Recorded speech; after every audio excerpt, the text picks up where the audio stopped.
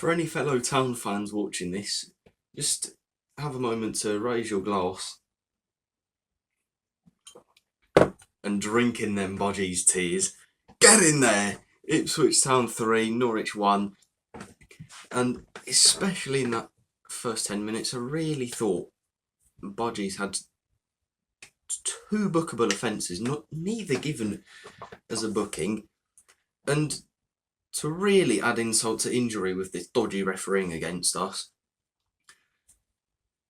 around the 25th minute mark, Hurst and Darling are battling for the ball after a long ball over the top. Yeah, they both wrestle each other to the ground. Philogene picks up the pieces, puts it into the net to surely not make it 1-0. The ref rules it out for a foul. I did not see where this foul was at all. Don't know if it's just me, but yeah, didn't really see any foul at all. And very deservedly, I thought, in the 32nd minute, Philogene whips in a corner, it goes straight to the back post, it gets headed back into the middle, Kipre absolutely smashes it into the top right corner. That's a striker's finish, that. And replays did show that apparently Kipre handballed it in the build-up. And then 3 minutes later,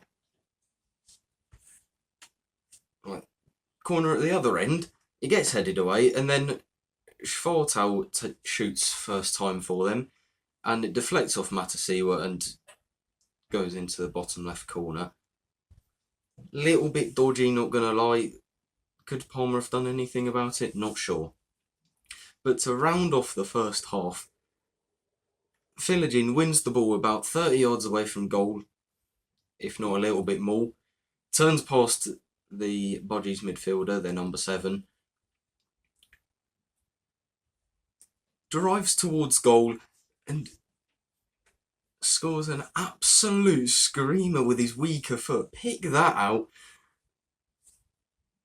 I mean, the Bodgies keeper did have a few fingers to it, but that was absolutely unsavable, I thought. It still went into the top corner regardless, and I thought that was what really kicked in a boost of morale for our players at half time. And going into half time, like, stats wise, it was pretty even with like chances and all of that. We had a little bit more of the ball, but barring that was probably a little bit even, but maybe the fair scoreline. And then in the second half, we created a lot more chances than they did. And within the last 10-15 minutes of the game, Nunez exposes a massive gaping hole in the Bodgies back line. Both Azon and Jack Clark are bombing towards the ball.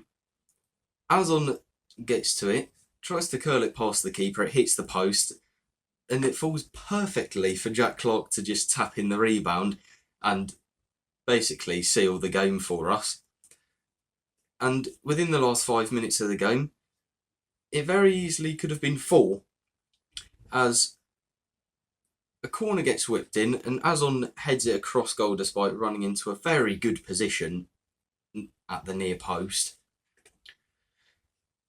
So I think he really should be due a goal any game now.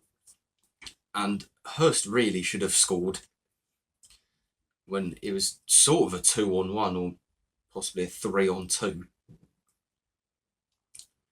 Where it gets crossed into the box, Hurst tries to... I mean, I'm not really sure what he's trying to do. Like, maybe he really could have put a little bit more power on that. But I'm not going to complain at all. Today I thought, like, as a team, we were miles better than them, to be quite honest with you. Palmer was solid. Like, didn't really have to deal with much. Like, because all the shots that he did save, like, barring the deflected goal, were a little bit tame or they just went off target. Furlong was also quite solid. O'Shea was a little bit shaky early on, but got better as the game grew on. Kipre was excellent today. Leif Davis going forward was decent, but there were a few times defensively where you think surely not he could do a little bit better there. Matasiwa and Kayuste were excellent today in midfield. Egeli was also quite good today, but I don't really think he'll get as much credit as he deserves. Philogene was excellent today as well, especially for that screamer. Smodix was half decent today, and Hurst really should have scored today, but was also quite half decent as well. The subs, Azon really should have scored as well. Jack Clark did score the tap-in and was boring. That was also quite okay. Nunez exposed that gap in the Budgies' defence for the third goal, and I thought in midfield, didn't really think there was a drop in quality as soon as he came on. And Akpom didn't really see much of him today, but I am not going to complain about that at all.